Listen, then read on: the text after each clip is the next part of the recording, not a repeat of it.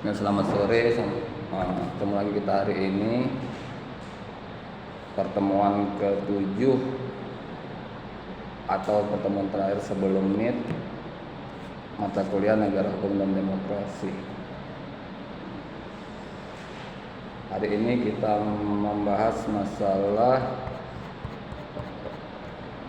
konsep pemekaran daerah.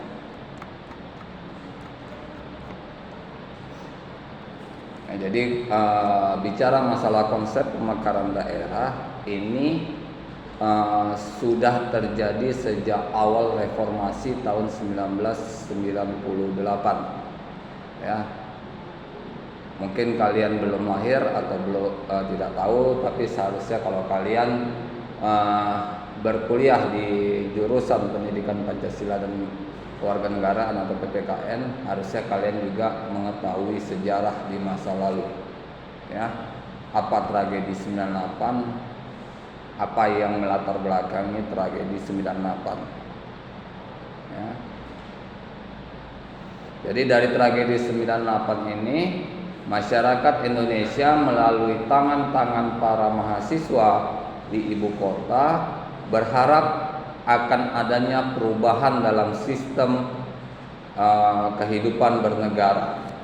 Ya, jadi dari dulu saya nggak tahu kapan ada pergeseran nilai dari mahasiswa. Kalau dari dulu itu memang mahasiswa itu adalah pejuang nomor satu nilai-nilai demokrasi di lapangan.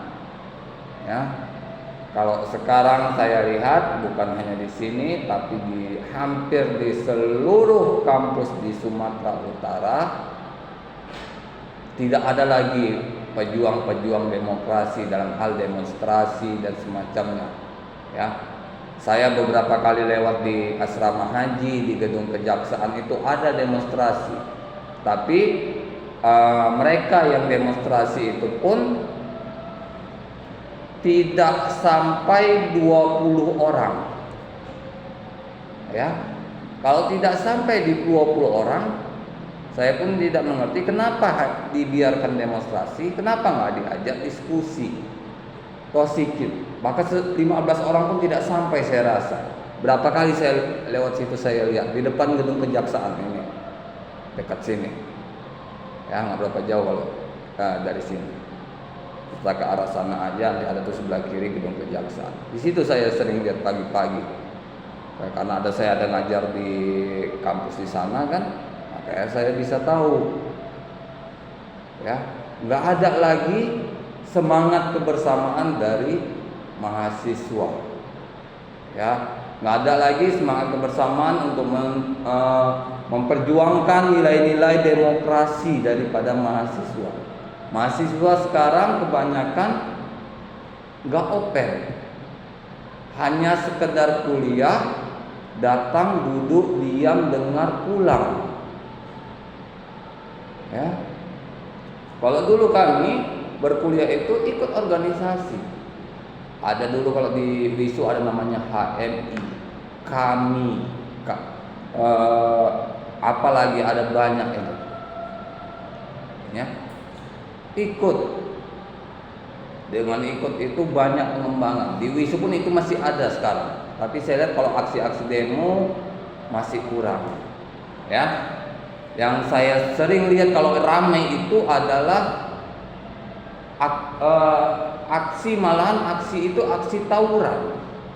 Kalau nggak salah saya, mohon maaf kalau salah nanti kita klarifikasi, HKBP Nomensen dengan Unimed. Sering itu mereka tawuran di Jalan Sutomo itu, di depan kampus HKBP Nomensen atau di depan Hotel Angkasa atau hotel apa sekarang yang baru namanya itu. Ya.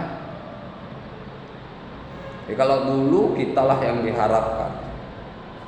Ya, makanya dulu pejabat-pejabat yang mohon maaf ya, pengusaha-pengusaha yang tidak setuju dengan pemerintahan, mereka dengan apa yang dibuat pemerintahan, aturan-aturan yang dibuat pemerintahan, mereka nggak bisa turun langsung, mereka membiayai mahasiswa yang turun.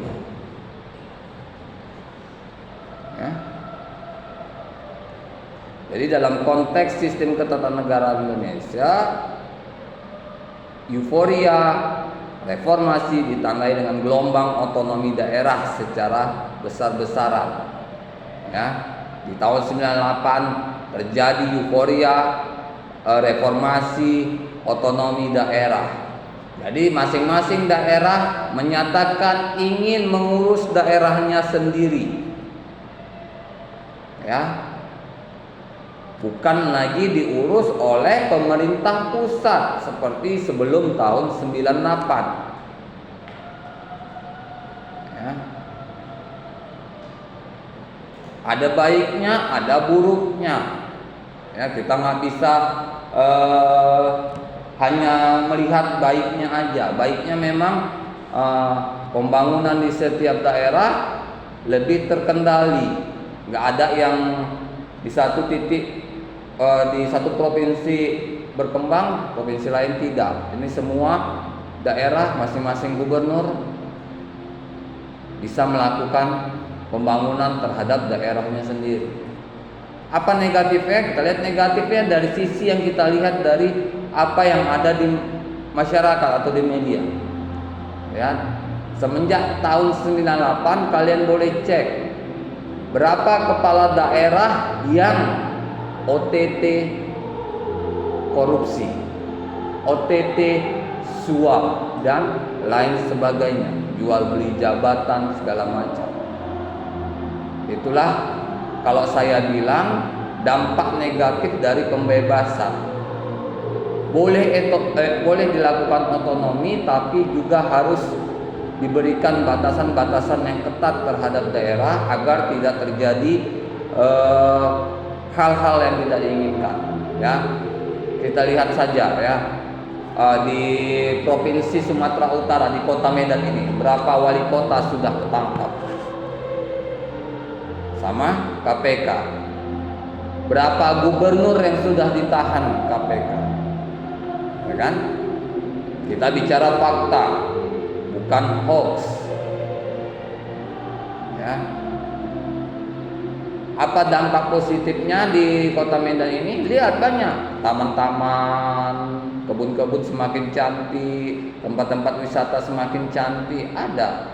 Tapi juga tidak bisa kita kesampingkan banyak pejabat-pejabat kita yang berakhir di KPK. Ya. Bahkan Sumatera Utara termasuk provinsi yang paling sering ketangkap, atau kota Medan juga. Ya. Ganti-gantian ya kan, kalau kota Medan mulai dari Abdillah dulu. Hampir semuanya.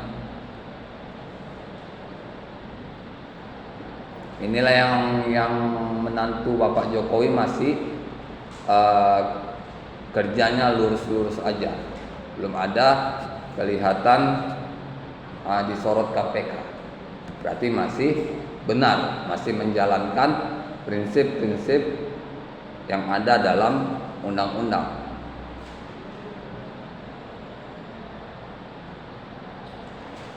Ya, undang-undang pemerintahan daerah dibuat pertama kali, bukan yang undang-undang pemerintahan daerah saat sekarang ini ya, yang pertama kali dibuat itu sebagai alat untuk meredam reformasi 1998 demi menjaga keutuhan NKRI. Itu adalah Undang-Undang Nomor 22 Tahun 1999 tentang pemerintahan daerah juga. Ya. Jadi makanya kalau kita bicara undang-undang, ya walaupun kalian bukan orang fakultas hukum, tapi kalian orang PPKN yang bicara masalah undang-undang, maka kita harus melihat undang-undang dari akar permasalahannya. Ya.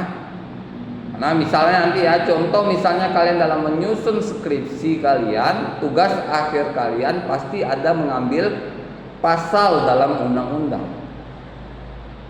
Nggak mungkin kalian nggak ada mengambil pasal, karena kalian PPKN.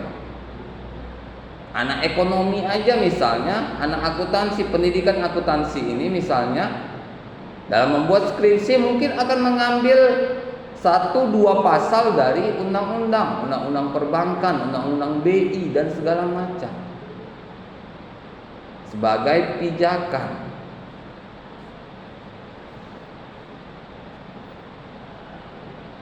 Era otonomi daerah juga menjadi penanda bergesernya paradigma sentralisasi yang dianut Orde Baru menjadi desentralisasi dalam format Undang-Undang Nomor 22 Tahun 1999 tentang pemerintahan daerah.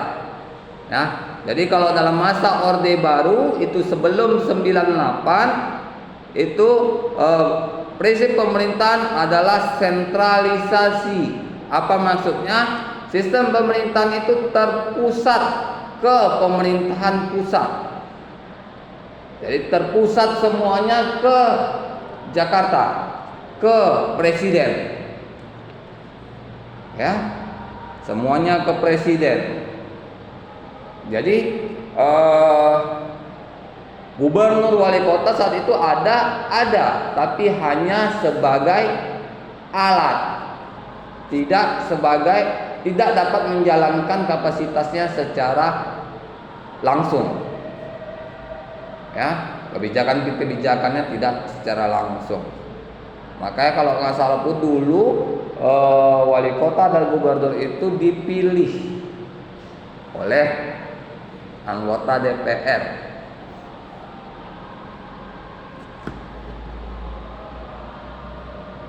Ya.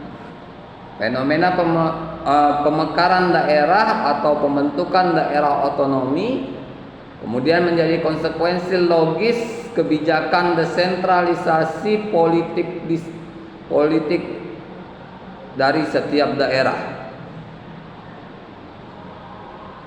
Ya, kebijakan pemekaran daerah sejatinya memberikan harapan bahwa penataan daerah akan menghasilkan peningkatan kesejahteraan pelayanan yang lebih baik, peningkatan kehidupan demokratis dan lainnya. Ya, jadi pemekaran daerah itu sejatinya diharapkan oleh masyarakat agar mereka lebih tersentuh oleh pemerintah. Ya, misalnya dalam satu kecamatan ada desa yang jaraknya mungkin jauh, mungkin 5 km, 10 km atau lebih misalnya, yang mungkin karena adanya aliran sungai dan gunung seperti di Papua. Ya, yang saat dulu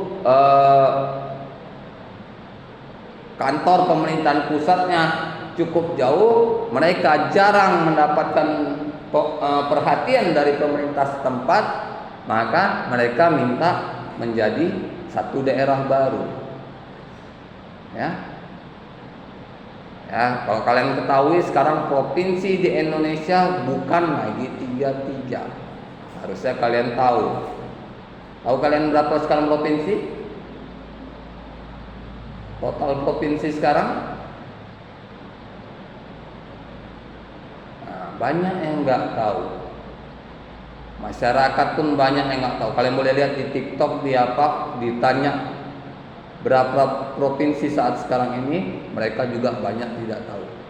Provinsi sekarang itu 38, dulu 33, penambahan 5 dari Papua. Papua banyak membentuk provinsi baru karena wilayah Papua banyak yang di balik gunung maupun di balik aliran sungai, sehingga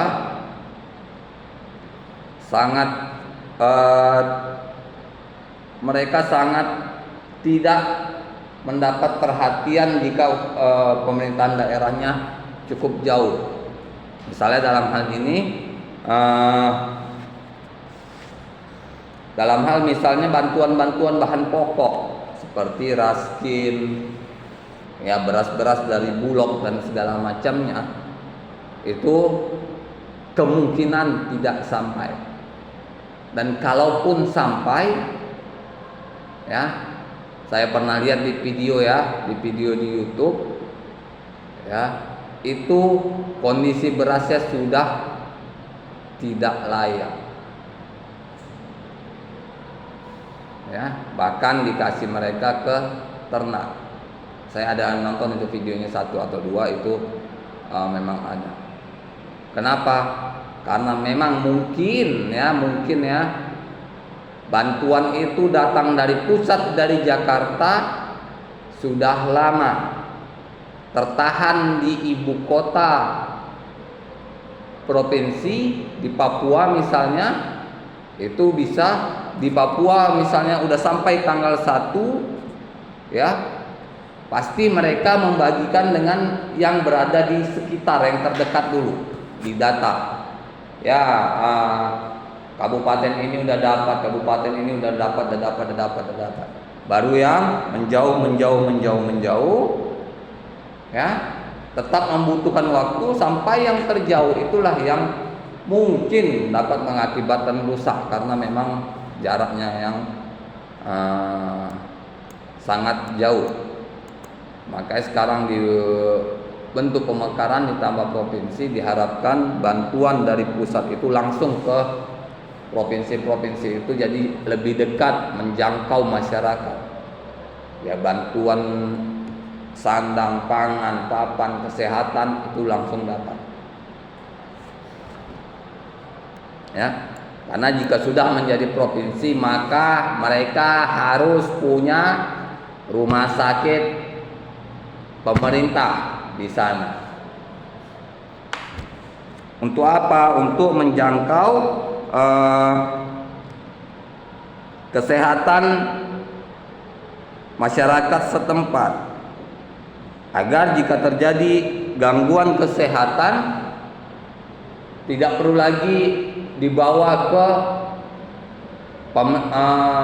kota-kota besar atau pindah provinsi ya.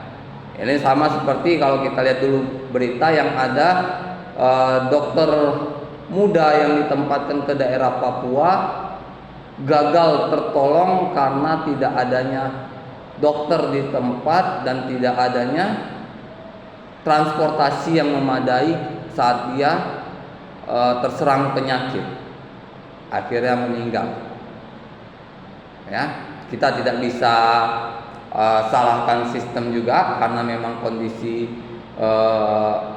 lingkungan dan medan yang berat di sana. Karena untuk mencapai ke desa itu dengan helikopter ya, untuk menghubungi dari desa itu ke Papua misalnya, helikopternya butuh waktu, kalau nggak salah itu sekitar lebih kurang 1 jam. Helikopternya jalan, tapi sebelum sampai sudah meninggal. Makanya kalau kita terutama kalian ya, ngambil PNS, ditempatkan ke daerah-daerah terpencil sebagai guru ya, guru PNS ditempatkan ke daerah terpencil, kalian harus tahu resikonya bagi diri kalian ya. Dan kalau kalian ada yang nonton di video pendek di YouTube, saya nonton di video pendek di YouTube ya, yang istri TNI tugas kalau nggak salah itu di Nabire, 18 tahun ya, 18 atau 14 tahun. Bayangkan dia terpisah dengan suaminya yang ada di Kalimantan atau di Jawa. 14 tahun dia nggak jumpa, hanya jumpa video call. Mungkin jumpanya ada cuti setahun, mungkin sebulan atau segala macam ya. Tapi kalaupun cuti misalnya seminggu 2 minggu, berpikir untuk pulang kalau kondisinya cukup jauh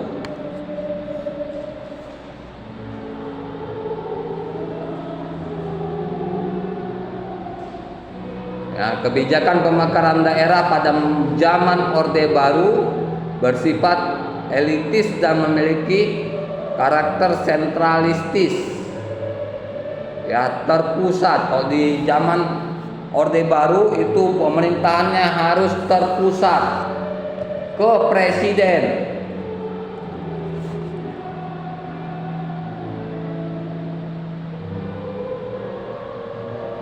Ya, yang merencanakan dan implementasi pemekaran lebih merupakan inisiatif pemerintah pusat daripada partisipasi dari bawah, top down atau bottom up.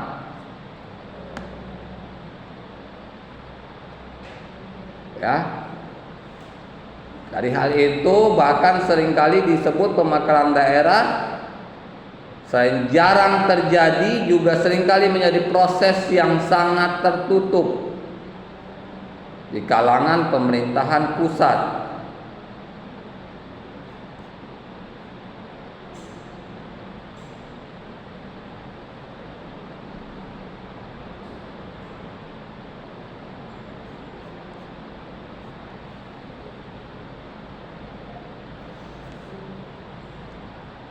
Termasuk di materi konsep pemekaran daerah, ya, dalam proses negara modern, demokrasi menjadi pilihan di banyak negara sebagai konsep dalam menjalankan tatanan pemerintahan. Ya, kenapa? Karena demokrasi dianggap sebagai sesuatu yang paling dekat bagi pemerintah dengan rakyatnya. Ya, karena di negara-negara modern sekarang kedaulatan negara pemerintahan adalah kedaulatan rakyat. Harus mendengarkan rakyat. Rakyat harus berpartisipasi.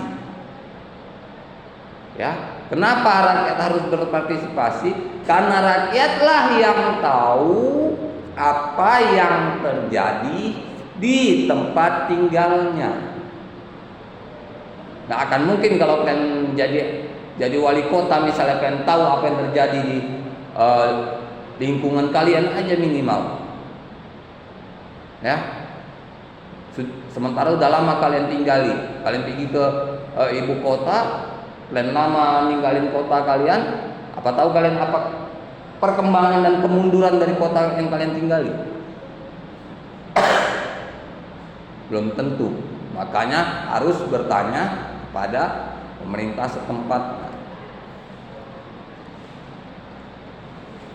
Ya, demikian juga dalam mewujudkan negara hukum. Negara hukum dapat diterapkan dengan mewujudkan sistem demokrasi. Ya, makanya di Indonesia hukum itu dibuat sesuai dengan yang dibutuhkan masyarakat. Ya, saya pernah kasih contoh. Dari dulu kita nggak pernah kenal namanya dengan undang-undang terorisme. Meledak Bali, Sarinah, JW Marriott Jakarta, keluar undang-undang di tahun 2005, keluar undang-undang terorisme tahun 2006.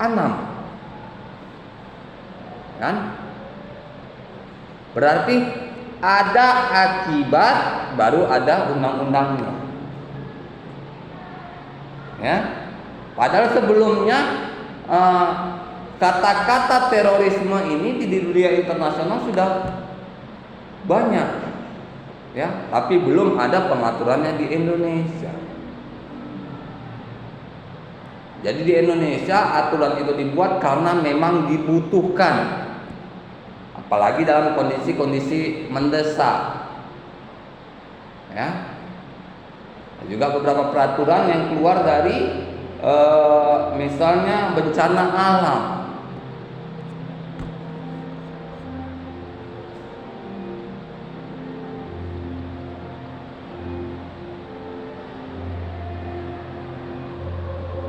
Ya, konsep demokrasi di Indonesia sebagai ajang untuk mempromosikan keberadaan konsep desentralisasi pemerintahan untuk menggantikan konsep sentralisasi pada masa Orde Baru, yang dimana di sini terjadi pergeseran lokus kekuasaan dari pemerintah pusat ke pemerintah daerah. Ya, jadi ada pergeserannya, sehingga pergeserannya itu harus menjadi ajang di mana dengan terjadinya pergeseran itu harusnya masyarakat itu lebih baik.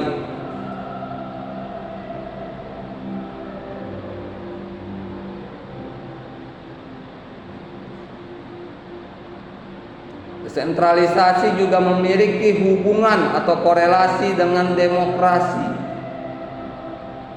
Ya, karena di desentralisasi ini muncul karena keinginan masyarakat. Seperti yang saya bilang, tragedi 98 muncul karena ada tragedi 98, keluar undang-undang pemerintahan daerah 99, maka muncul dia. Ya, kalau enggak kan enggak akan muncul juga.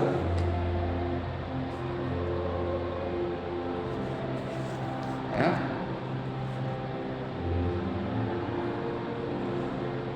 kita juga nggak bisa nyalakan pemerintahan pada masa lalu. Kita bisa lihat, kita bisa menilai positif negatif dari seorang presiden dalam memimpin pemerintahannya hanya untuk diri kita. Atau kalau kita memang tenaga akademis, pengajar, kita sampaikan dalam forum pendidikan.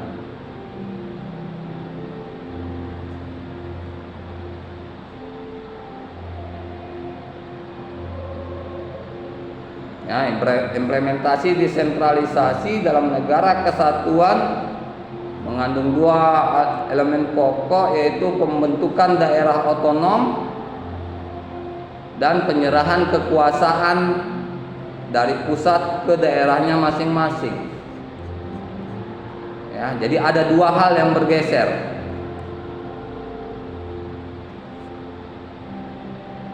Jadi dengan adanya pergeseran itu harusnya ada hubungan antara aparat pemerintahan yang baik, antara pemerintah pusat dengan daerah.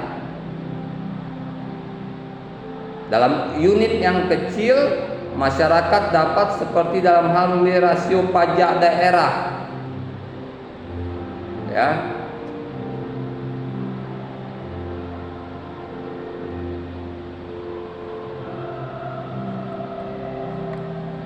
Komunitas yang lebih kecil biasanya lebih homogen sehingga lebih mudah mengimplementasikan kebijakan yang sesuai dengan preferensi sebagian besar masyarakatnya. Ya, jadi diharapkan dengan pembentukan daerah-daerah otonom dapat mengakomodasi apa kebutuhan dan kepentingan dari masyarakatnya. Ya. Jangan pula sudah daerah otonom, masyarakatnya pun selalu berada di bawah garis kemiskinan. Ya, harusnya ada kemajuan, maju, ya, pendapatannya maju, pendidikannya maju.